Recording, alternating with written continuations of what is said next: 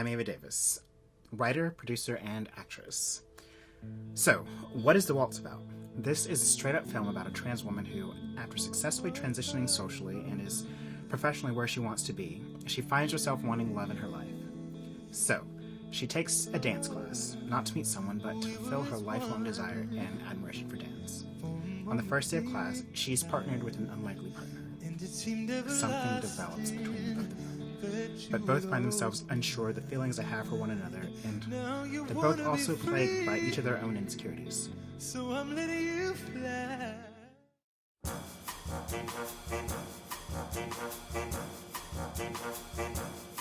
Claire spots Annalise. Hey, Annalise. There. Annalise hugs Claire. Having dinner, hurrying home, etc. Exterior apartment, night, looks out the window and takes a deep breath. Claire turns back around, picks up the phone, and switches back into business mode. Wallet, and signs up. Interior, dance studio. By the way, you're so brave. So brave. And I love that dress. Dave and Claire are partnered in the studio, learning the tango. You seem to be in a good mood. What's up? I've got a date. Finally. Wow. Okay, well, congrats. Where's he taking you? That bar loungy place over on 5th. Oh, okay. That's a good spot. Cool. Hey, can I ask you a really weird question? Okay. All right. Down there, do you have a vagina? Do you have a dick? What? No. Yeah. Are you planning on having sex with me? No. I just that. Well, if you're not going to use it, then why does it matter? That's fine. I'm sorry. I doubt that. I'm just saying it does raise the question of like, how do you have sex? Like, what if he like wants to take you home, for instance? Like, It depends on the position. wait, what? What? Oh, nothing. Uh-huh. You're curious. I am. Does that make me gay? Yes. You're now officially homosexual. No, I mean, it makes you human. Completely inappropriate, but human.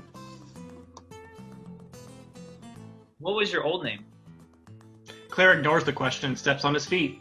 Ow! Okay, all right, my bad. My point taken. My bad. I'm sorry. Vincent, if you must know. I'm sorry, Claire.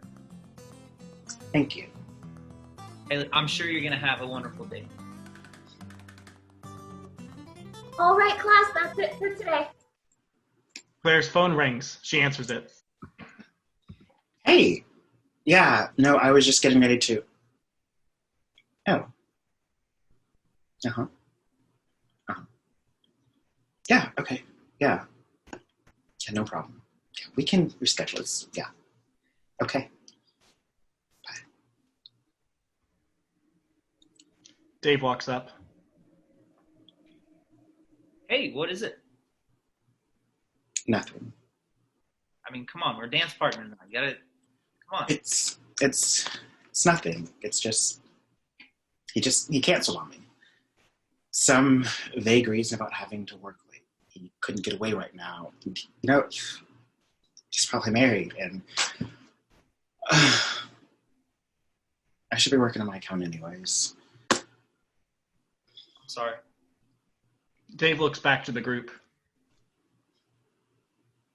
Hey, we're all gonna go grab drinks. Hey, do you want to come? No, I just want to go eat some cheese. Cheese? You want to eat cheese? Is that like a trans? Actually, never mind. I'm sorry. Never mind. All right, I'm not following. Look, come on. Hey, do me a favor.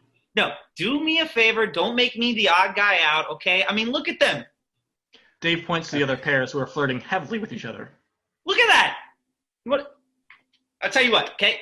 You're going to make me go all by this. I'll be your wingman, okay? I'll help you score a date. Okay, but drinks are on you, though. Done. Can do that. Why this movie? Why now? It's a real passion project of mine. Part of the story came out of running a thought experiment of what it would be like to have to date if I was not in a stable relationship. Thank God I am in one. Okay, so there are a large majority of trans women who transition later in life, whether that's after college, after starting families, after raising families, after being established in their careers, etc. Dating post-transition is difficult, and yet many of us grew up on a steady diet of rom-coms, longing to be desired and wanted, and most importantly, wanting the full treatment as a lady. It sounds silly, and many of us know it's not logical, and it doesn't determine our womanhood, but cultural, social conditioning is hard to break. And even after years of therapy, the desire for fantasy never fully goes away. This is a movie that hopefully bridges that gap between fantasy and reality. That sometimes you can live out the fantasy but find a different ever after. The film borrows heavily from the stories of Beauty and the Beast and the American version of Shall We Dance.